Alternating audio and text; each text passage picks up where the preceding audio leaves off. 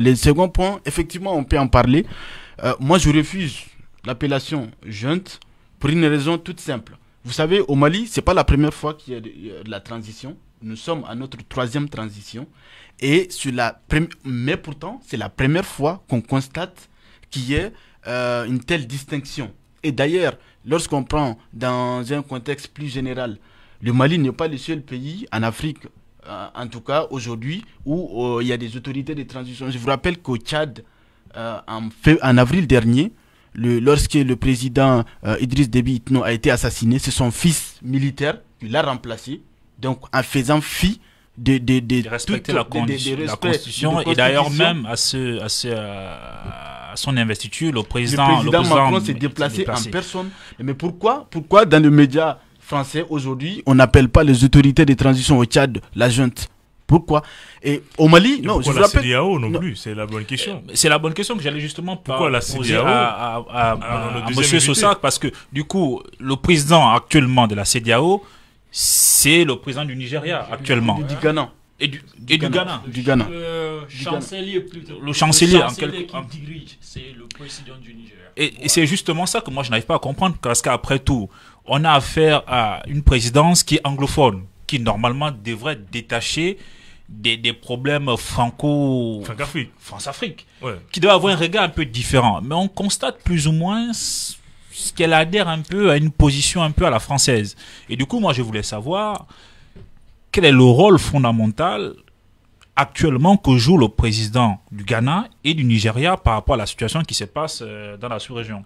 Oui, en fait, premièrement, pour répondre à cette question, il faut qu'on comprenne que, comme mon collègue il a dit, que en fait, le gouvernement, pour que ça soit d'abord reconnu par les États internationaux ou les unions internationales, il faut qu'il soit légitime.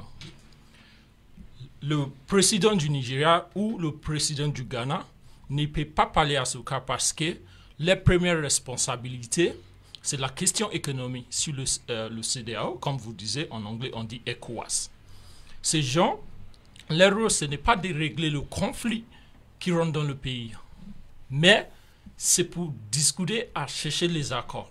Mais d'abord, on sait bien que si on rentre vraiment dans ce détail, que l'État malien, c'est un État qui est très très lié à la France. Pourquoi? On rentre dans la question de la colonisation. Et là, on doit parler de la question des dettes des colonies.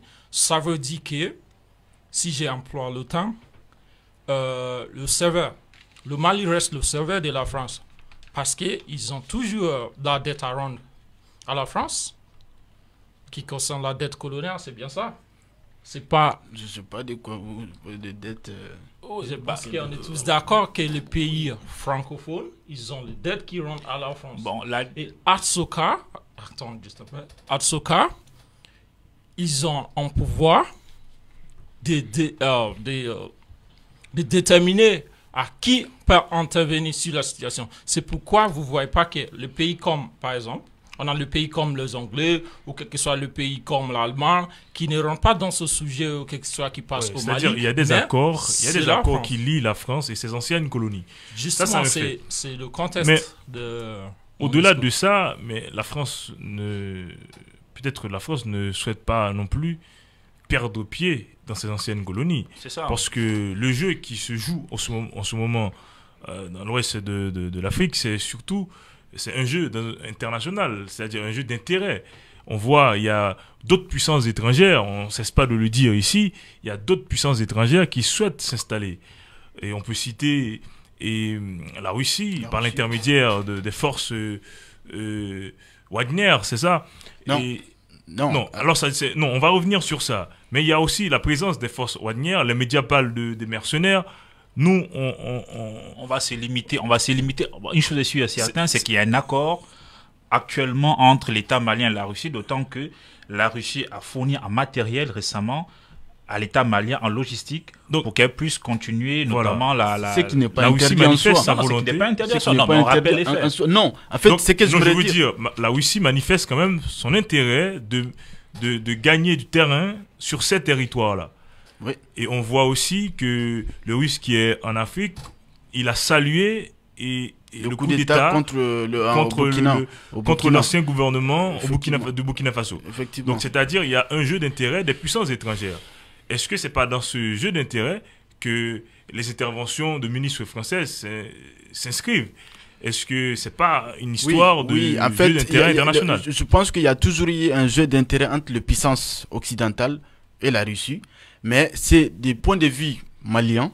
Nous, ce que nous voulons, en fait, il y a un adage chez nous qui dit lorsque la maison brûle, pour l'éteindre, on n'a pas besoin de savoir si c'est de l'eau propre ou c'est de l'eau sale.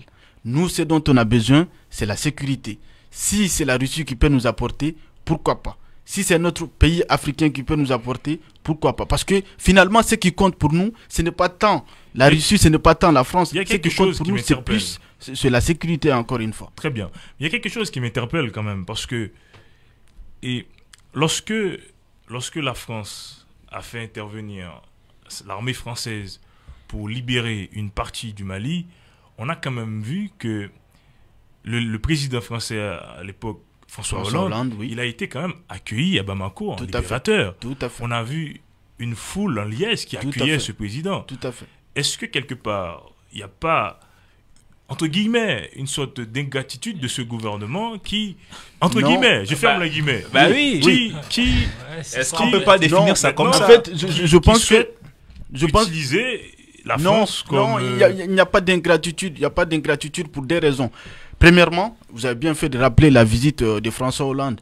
Et si vous avez bien vu, bien regardé la couverture médiatique, François Hollande, il a annoncé ces jours-là que l'intervention militaire française au Mali, c'est en quelque sorte une façon de rembourser la dette que les Africains, de façon générale, et le Mali, donc, a envers la France. Parce qu'il ne faut pas oublier, effectivement, faut pas oublier que les Africains, bon, ce qu'on a appelé de façon générale le tirailleur sénégalais, sont venus défendre la France lors des 2 guerres mondiales. Et donc, finalement, la France, c'est en quelque chose rembourser la dette. Ça, c'est le premier point. Le second point, les Maliens sont reconnaissants. Et je vous rappelle que même aujourd'hui, vous allez voir des enfants maliens qui portent le nom du premier soldat français qui est tombé au Mali. Nous sommes reconnaissants. Mais je vous ai dit en début de mes propos, la France, le début de son intervention a été salutaire parce que la France a permis de repousser les djihadistes. Ça, c'est assez clair. Tous les Maliens sont reconnaissants.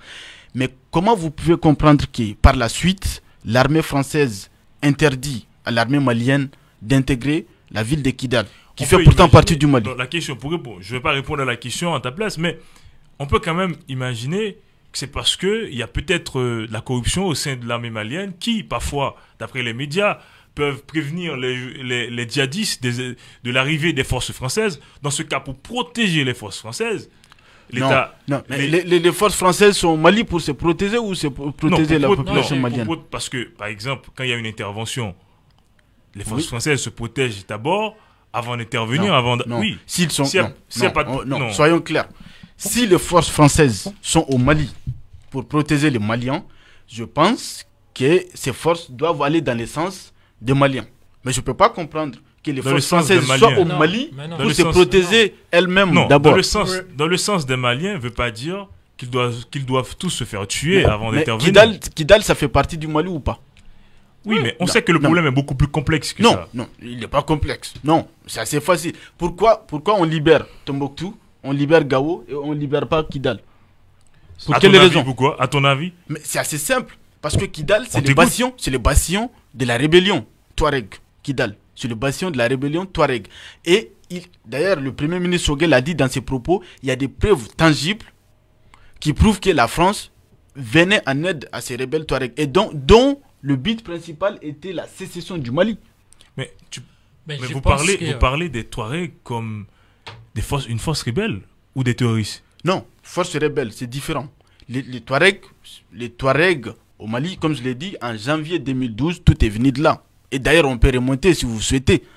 Tout est venu d'où? C'est de l'intervention de l'OTAN en Libye en 2011. C'est ce qui a créé les chaos. Et c'est ces chaos qui se répandent sur tous les Sahel, donc dans le Mali. Et l'intervention de l'OTAN en Libye, c'était guidé par la France. Et donc finalement, la France, c'est elle-même qui a créé tous ces chaos. Et il est important qu'elle prenne ses responsabilités. Et c'est pourquoi quand on dit que nous ne sommes pas ingrats, parce que la France, finalement, répare les dégâts qu'elle-même elle a causés. Juste avant, les forces Touareg qui ont pris les armes contre le gouvernement malien, ils sont des rebelles ou un groupe, ou c'est un groupe terroriste? Non, ce sont des rebelles, c'est différent. Les rebelles, à la différence des terroristes, c'est que les rebelles ont des velléités indépendantistes. Ce sont des gens qui pensent que ils doivent se prendre en charge eux-mêmes, donc ils doivent se séparer du Mali. Mais cette histoire, je pense qu'elle est réglée parce qu'il y a eu des accords.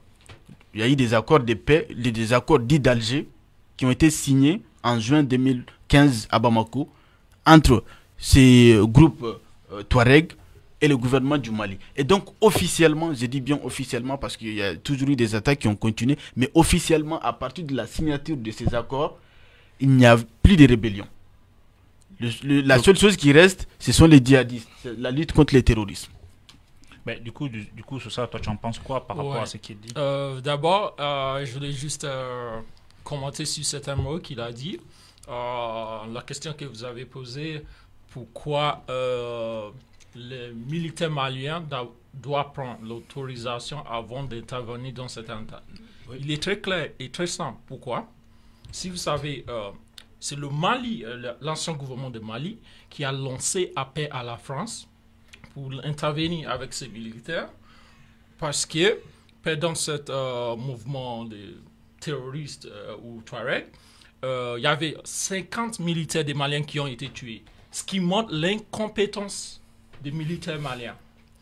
C'est pour cette raison qu'ils ont demandé à la France pour envoyer les militaires, pour les aider aux 30 les chefs des colonies et qui dépendent à la France parce que il y a une sorte de relation entre la France et le Mali.